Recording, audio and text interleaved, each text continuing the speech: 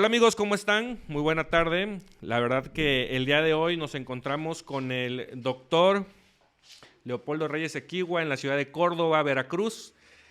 Leopoldo, la verdad que... Oye, ya te voy a hablar de tú. Ya después de 2 días que nos conocimos el día de ayer, Ajá. a las 10 de la noche, que hemos estado platicando el día de ayer, el día de hoy, me decías, háblame de tú.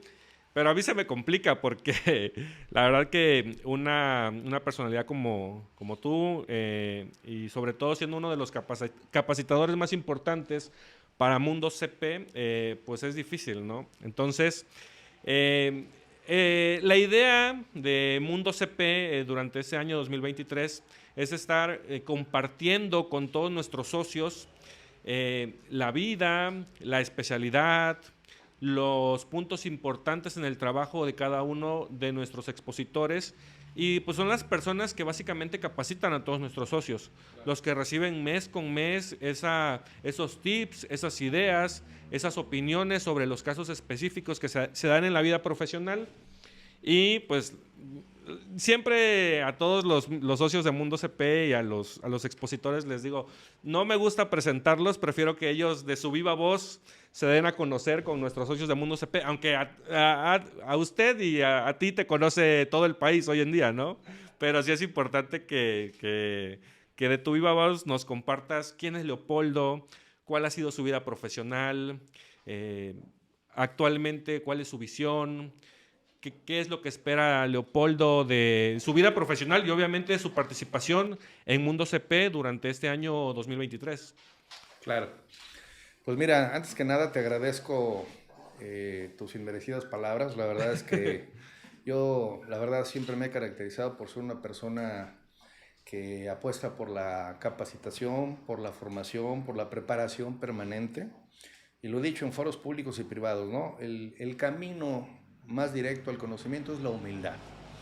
Porque bueno, habrá gente que traiga reconocimientos, grados académicos y demás, pero bueno, lo importante es lo que se demuestra en la práctica, ¿no? Sí, por supuesto.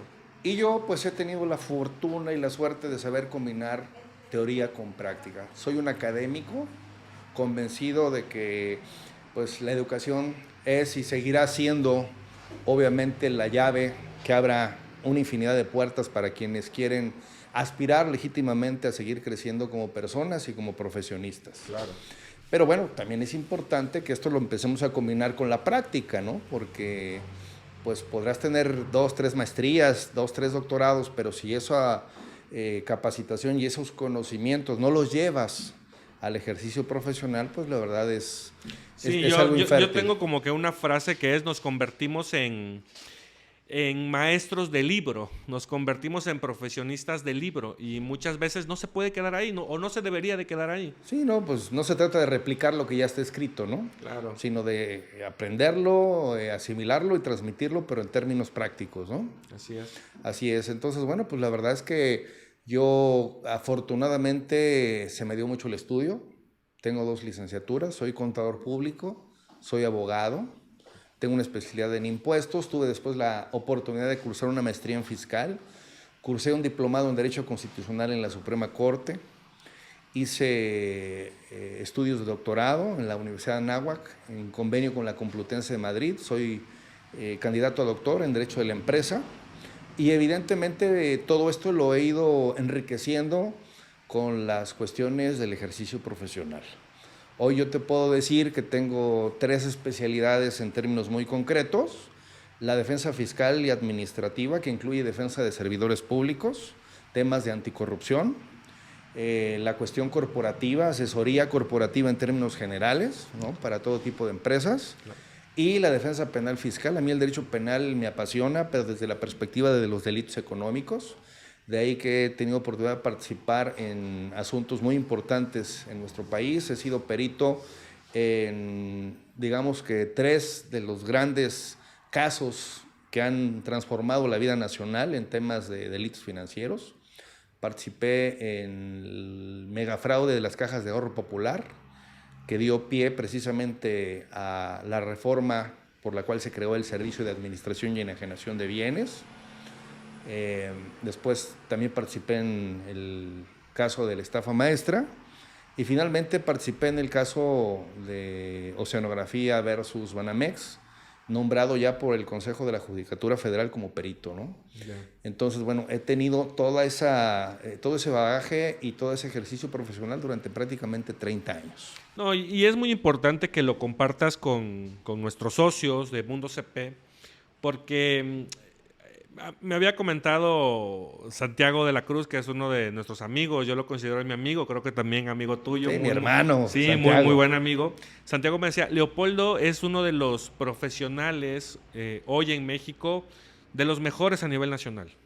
Y hoy que tengo el gusto de conocerte, la verdad que reconozco que toda tu participación en lo profesional nos da a mí y a todos los socios de Mundo CP una gran seguridad de que la capacitación que se está recibiendo hoy en día y que con todo el bagaje que tienes, pues te das el tiempo de seguir compartiendo, ¿no? Porque no es fácil. Sí, ¿no? Te escuchaba en uno de tus cursos de capacitación que esta semana justamente, y entiendo que por los tiempos, por todo lo que representa hoy tu actividad profesional, era de 6 a 8:30 de la noche, entonces no cualquiera se sienta en la computadora a compartir toda esa experiencia para los socios de Mundo CP. Y de entrada yo te agradezco y te felicito el tiempo que le dedicas hoy a esta capacitadora, Gracias. a lo que es Mundo CP. Y me gustaría empezar compartiendo con los socios de Mundo CP parte de tu conocimiento, y te voy a extraer un poquito de tu conocimiento. Claro. Y vamos a empezar con el tema de la defensa fiscal, que es una de tus especialidades. Así es. Muchas veces, y esto lo vamos a enfocar no solamente a los socios de Mundo CP, muchas veces el empresario allá afuera, cuando se encuentra en esa situación, podríamos decir, que es el requerir de un punto, o llegar a un punto donde requiere a un abogado especialista en defensa fiscal, debido a que probablemente alguna de las autoridades fiscales que existen en nuestro país determina un crédito fiscal. Claro. Y lo platicamos hoy en la comida, en el camino, decíamos, oye, los delitos fiscales en nuestro país van a repercutir en algún momento en un problema penal, que también es tu especialidad. ¿Qué debe de hacer el empresario desde tu perspectiva, desde tu opinión? Cuando ya tiene el conocimiento, sabe que se va a determinar un crédito fiscal y va a requerir un especialista como tú para llevar a cabo esa defensa fiscal. ¿Cuáles son los pasos o qué debe tomar en cuenta el empresario para decidir su acción o su plan de acción para defenderse, obviamente, pero sobre todo para cuidar su patrimonio? Porque un tema de un crédito fiscal, una defensa fiscal, un delito fiscal, pues en algunas ocasiones muy extremas, claro, puede terminar en la pérdida del patrimonio del empresario. Evidentemente. Mire, Edgar, creo que todos hemos escuchado en algún momento de nuestra vida que cuando uno está enfrentando una situación de índole penal, lo primero que te dicen es, no dejes que el asunto salga del Ministerio Público, ¿no? Ahí se tiene que arreglar, ahí se tiene que morir y ahí se tiene que acabar el problema. Porque si ya llegas a un juzgado, pues ya hay variables que difícilmente puedes controlar, que difícilmente puedes prever y que evidentemente van a complicar exponencialmente el asunto. Yo te diría, si hacemos una suerte de analogía en ese sentido, yo creo que algo así tendríamos que estar pensando abogados y contadores. El problema de los créditos fiscales es que, pues, como sucede casi siempre en la vida, al abogado ya le estás tocando la puerta cuando traes la bronca encima, claro, y ya la bomba estalló. Si somos un poquito previsores y escuchamos también un poquito el consejo de nuestros contadores, sabemos que un crédito fiscal no se cocina en un fin de semana. Correcto. Un crédito fiscal no se arma de la noche a la mañana. Un crédito fiscal es el resultado de gestiones administrativas del SAT que cuando menos en una visita domiciliaria o en una revisión de gabinete se llevan un año. O sea, tú ya sabes cuando traes un problema. Tú sabes cuando traes tus cadáveres en el closet. Claro. Y que probablemente ese año de revisión tal vez es de 4 años atrás, ¿no? O sea, probablemente ha pasado o transcurrido alrededor de 4 o 5 años para poder llegar al punto del crédito fiscal. Es correcto. Entonces, Aquí el consejo a mis amigos, colegas de Mundo CP, los socios que nos favorecen con su atención, es: si tú sabes que traes problemas abajo de la alfombra y llega el SAT a levantarla, lo primero que tienes que hacer es levantar el teléfono y llamarle al abogado. ¿Por qué razón?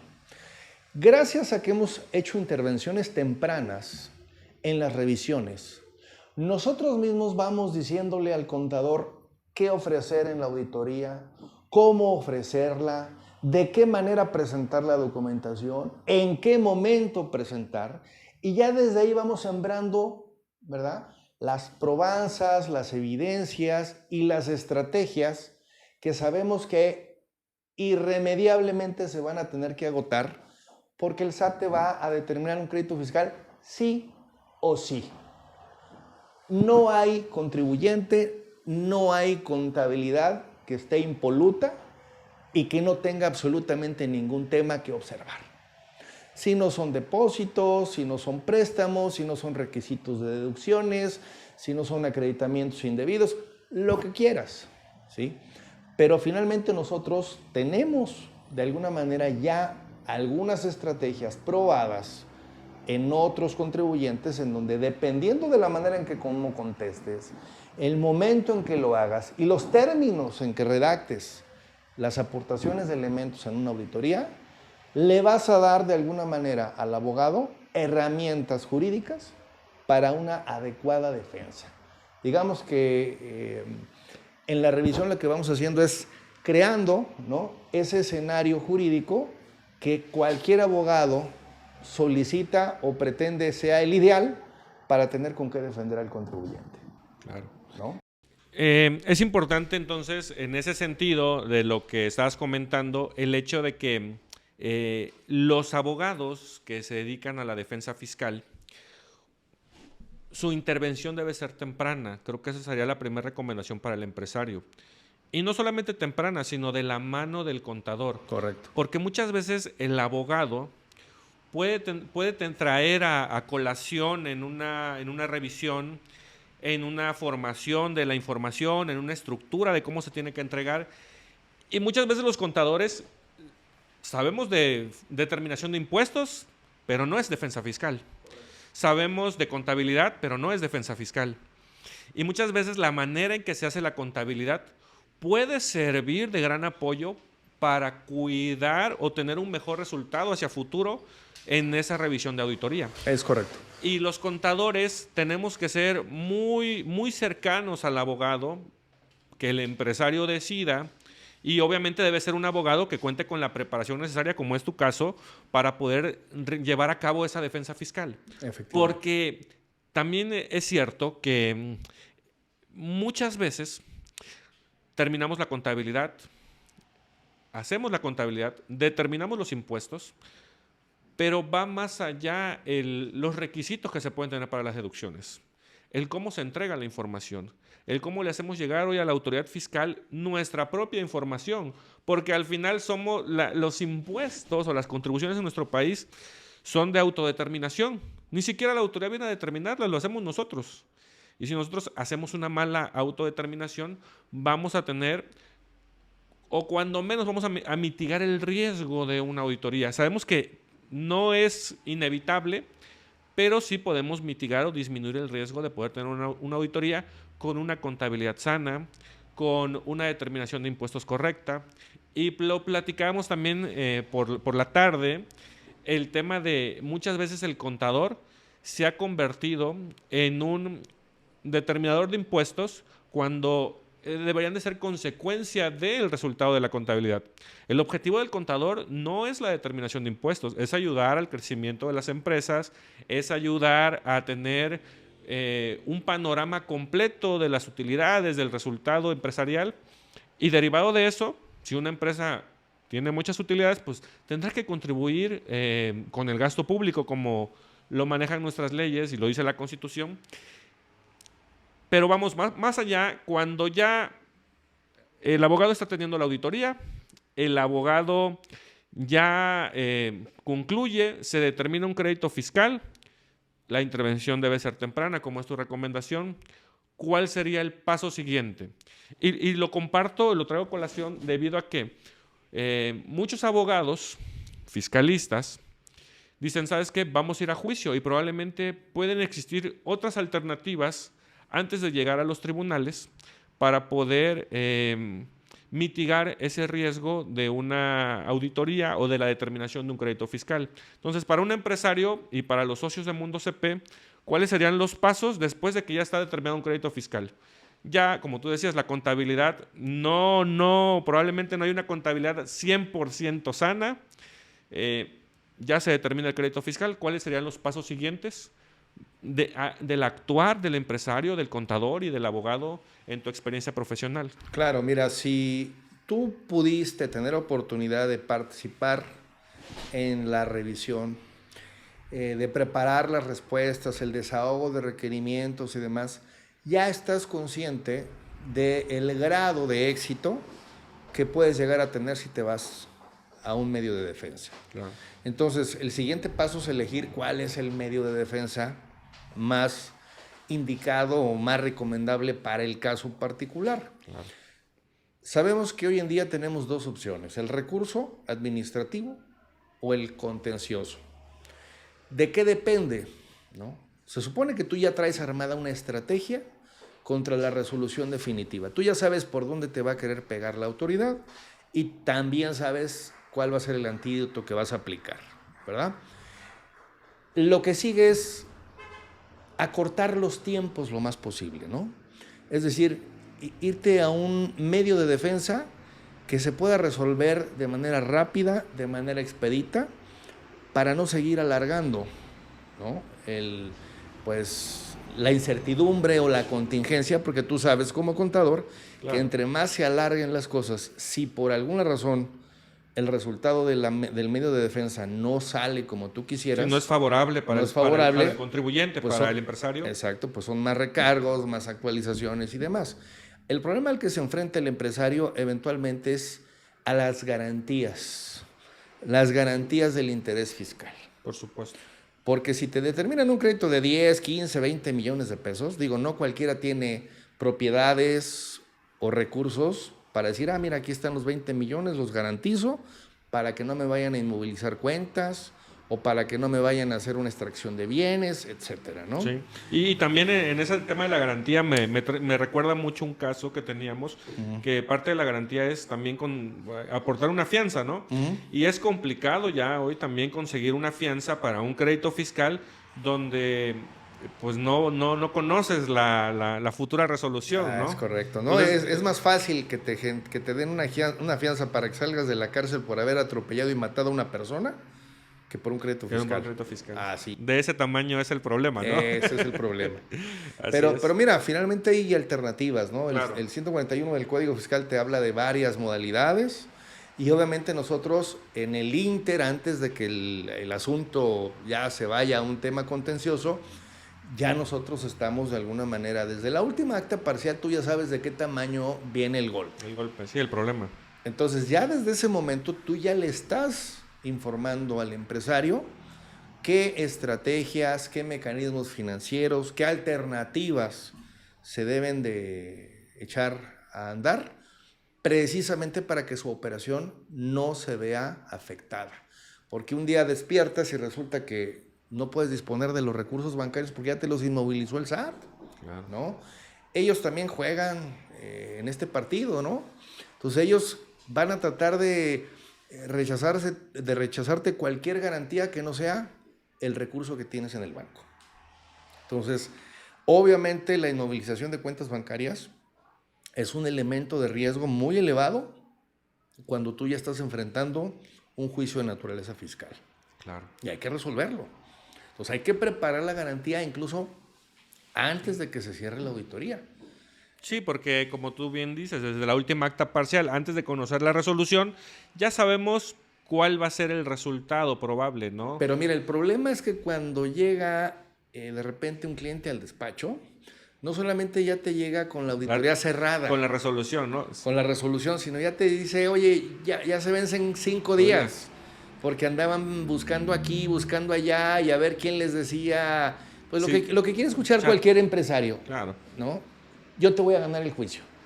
Y eso es algo pues muy irresponsable, porque a final de cuentas, digo, por muy capaz técnica y jurídicamente que tú seas como abogado, pues es irresponsable garantizar el 100% de un asunto, porque a final de cuentas es un tema de interpretación. Claro. Y es un tercero, ajeno a las partes discordantes, quien va a decidir cuál de los dos tiene la razón. Por supuesto.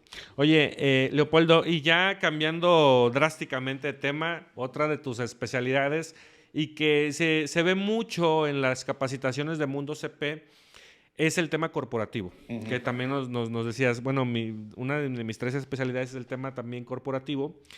Y en el año 2022 se dio una reforma del Código Fiscal de la Federación, que es el tema del beneficiario controlador.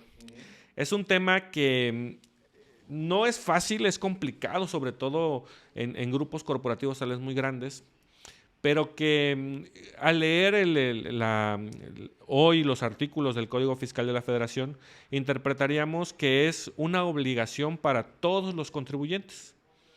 Todos los contribuyentes, pequeños, medianos, grandes, personas morales, tienen la obligación de cumplir con identificar al beneficiario controlador. Y lo traigo al tema debido a que son muchos los requisitos que se establecen en reglas misceláneas sobre qué información con qué información debe contar el contribuyente. Claro. Desde cuál es el cónyuge, cuál es la concubina, el alias, la nacionalidad, su participación en la empresa, los poderes que tiene.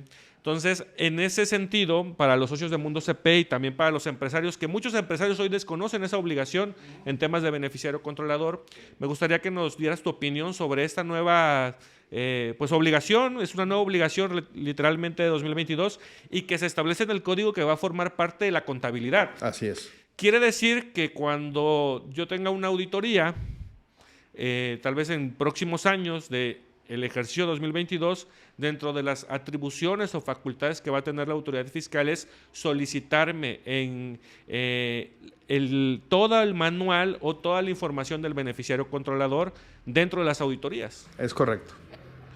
Es correcto. Entonces, me gustaría saber ahí tu opinión sobre qué debe hacer un empresario hoy en día, los contadores que participamos en las sociedades, para poder dar cumplimiento a estas nuevas disposiciones de ley. Claro. Mira, yo creo que aquí hay que contextualizar, porque no podemos entrar de lleno al concepto. Claro. Hay que manejar un poquito de antecedentes y entender las razones que tuvo la autoridad para establecer esa obligación. Cuando surge el concepto de beneficiario controlador, ni siquiera surge en el Código Fiscal de la Federación, surge en la Ley Antilavado. La Ley Antilavado es la primera que te hace mención del concepto beneficiario controlador. Y quizás esa situación es precisamente la que ha propiciado cierto grado de confusión, porque dicen, oye, ya una ley antilavado te habla de un beneficiario controlador. Luego el Código Fiscal te dice, oye, necesito que me identifiques al beneficiario controlador. Entonces dice uno, bueno, ¿será el mismo? ¿Es otro? ¿En qué contexto se tendrá que analizar cada una de las legislaciones? Bueno, lo voy a decir en castellano antiguo para que se entienda. Por supuesto. ¿Qué es lo que le interesa hoy en día a la autoridad en términos muy prácticos, muy, muy prácticos? Tú como ciudadano, yo como ciudadano y todos como ciudadanos contribuyentes, dice... No, parte de la entrevista es ponerle aquí una copa de vino al licenciado, al doctor Leopoldo Reyes Equihua. Salud. Por el gusto de estar aquí, gracias. Por compartir su conocimiento con Mundo CP y pues con el amigo. Santiago no sale a cámara, pero está aquí con nosotros, Santiago de la Cruz. Es el floor manager. Sí, claro, y es el que nos trae hoy, salud, la copa de vino, para seguir compartiendo esta entrevista con el doctor Leopoldo, para que se sienta más relajado y nos comparta pues, más conocimiento. Relajados estamos entre amigos. A ver, sí, claro. A ver, decía yo, la Constitución te dice, se entenderá como ciudadano a toda persona mayor de edad que tenga una forma honesta de vivir. Digo, porque siempre hay que partir de la máxima jurídica. Claro. ¿No? Entonces, la Constitución dice, tú, Edgar, yo, Leopoldo, Santiago, todos, al ser considerados ciudadanos, al ser mayores de edad, debemos acreditar que tenemos una forma honesta de vivir, ¿verdad? ¿Cómo demuestro yo que tengo una manera honesta de vivir? Pues a través de mi perfil patrimonial, de la transparencia de mis ingresos, del pago de mis contribuciones, etcétera, ¿no? Claro. Ok. Entonces, hoy en día, para las autoridades, en términos generales, no hablo nada más de las fiscales, para las autoridades en general, una persona física o moral que cuente con un patrimonio propio, que es uno de los atributos de la personalidad. Correcto. O sea, nadie puede decir que está desvinculado del patrimonio, ¿verdad? Tiene que demostrar dos cosas, Edgar. La primera, que el patrimonio que tú has acuñado durante 1, 10 o 50 años tuvo un origen lícito, ¿verdad? Es lo primero que tienes que acreditarle a la autoridad antes de pensar siquiera en un régimen fiscal. Que todo lo que tú has acuñado en propiedades inmobiliarias, en cuentas bancarias, en menaje de casa, coches, joyas, etcétera, lo obtuviste mediante actos jurídicos lícitos, ¿verdad? Ya lograste demostrarle a la autoridad que todo eso que tú has formado en 1 o 10 años tuvo una fuente lícita. Ok, ahora demuéstrame que conforme a la legislación fiscal reconociste que ese incremento patrimonial pasó por el tamiz de un pago de impuestos, ¿verdad? Entonces, fíjate lo interesante de esta dicotomía.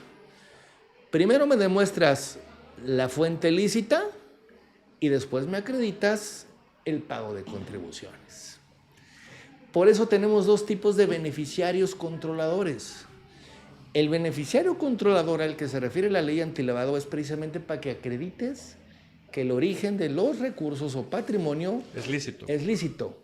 Y el beneficiario controlador, desde la perspectiva del Código Fiscal, es para acreditar que ese patrimonio que tú forjaste lícitamente pagó los impuestos respectivos, ¿verdad?